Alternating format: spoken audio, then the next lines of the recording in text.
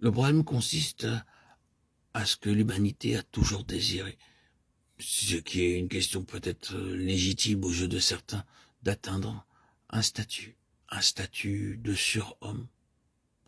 Et ce statut était constamment la question chez les Grecs. La réponse de Dieu, par le moyen de sa parole, est l'homme qu'il a désigné, à savoir Christ. Oui, la réponse est Christ en nous. Par son esprit que nous avons reçu à notre baptême, la puissance et la sagesse est en nous.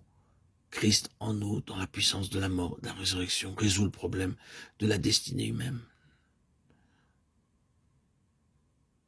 La question de la destinée humaine est tout à fait vivante pour nous. C'est une question aussi réelle, importante et juste pour des croyants qu'elle l'est pour le monde.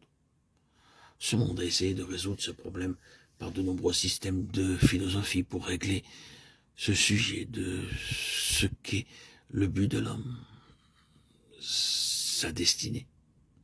Si vous asseyez pour examiner l'un quelconque d'entre eux, vous considérez qu'il s'agit d'une tentative de résoudre le problème de la destinée humaine, la question de la signification de l'homme, la question de la signification de l'univers, et comment l'homme et l'univers doivent atteindre leur but prédestiné. Ah, le monde est plein de systèmes, de philosophies qui cherchent à répondre à cette question.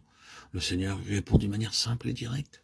Et il dit que la solution à ce problème est un homme, et cet homme habitant en nous, dans la puissance de la mort et de la résurrection. Comment vous et moi devons-nous réaliser le dessein prédestiné de Dieu? La réponse est Christ en nous, l'espérance de la gloire. Colossiens 1, 27.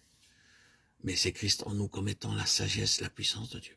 Cette sagesse est tellement simple. Que représente Christ en nous, en relation avec ce grand dessein final de Dieu? Eh bien, ce sont les arts de ce à quoi l'apôtre fait allusion ailleurs par l'Esprit, lorsqu'il nous dit dans Romains 8, 29, nous avons été prédestinés à être semblables à l'image de son Fils. Et encore, jusqu'à ce que Christ soit formé en vous. Galates 4, 19. Quand cela sera accompli, le monde sera occupé par un grand homme, corporatif, du caractère même de Dieu. Et le but sera atteint. Cet homme est Christ, dans sa plénitude, son corps. Comment donc allez-vous résoudre ces problèmes? Eh bien, Platon vous dira tout à ce sujet dans sa République. Oh, les lois et les règlements, oh, les observances. Considérez tout ce que vous devez faire, entrer en ligne de compte, faire et ne pas faire, constituer, mettre en application. C'est tout un énorme système pour élever l'homme à un niveau. La réponse du Seigneur est beaucoup plus simple que celle-là. Laissez seulement Christ habiter en vous, et il travaillera pour vous élever à son propre niveau. Accordez-lui une possibilité d'agir en vous, et vous serez conforme à son image. Christ sera pleinement formé en vous. Et quand cela sera vrai de tout le corps, vous aurez le nouvel homme universel. N'est-ce pas là la sagesse? Les pauvres philosophes, combien ils ont exténué leur cerveau et beaucoup d'entre eux sont devenus fous en tentant de résoudre le problème de la destinée humaine. La sagesse du Seigneur est tellement simple. Christ en vous est la sagesse de Dieu. C'est ainsi que tout le problème est résolu. Vous n'avez pas besoin de tout imaginer, de tout prévoir, de travailler à la réalisation d'un système colossal de statuts, de règlements et d'observances.